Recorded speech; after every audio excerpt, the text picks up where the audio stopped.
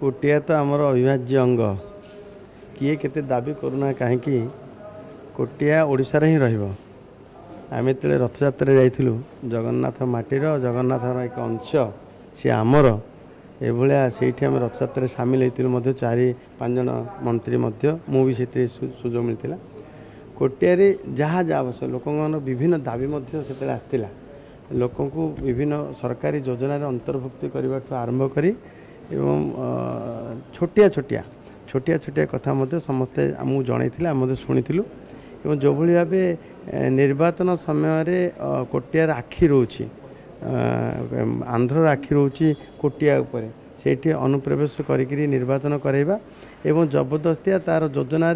आमर ओडिशावासी को सामिल करवा कोटियावासी को सामिल करवा एभलिया मंद उद्देश्य रखी आमको बेले बेले ये कार्यक्रम आम ओडिया लोक मानक कोटिया लोक मानक सामिल कर कि प्रतिहत कर तेणु सामग्रिक भाव गोटे समन्वित विकास जमी कोटियार हम सबू विभाग से कार्यक्रम हम सब विभाग से दखल रहा गोटे प्रकार निष्पत्ति एवं जहाँ नेतृत्व माननीय राजस्व मंत्री नहीं आम मो विभाग तरफ मोर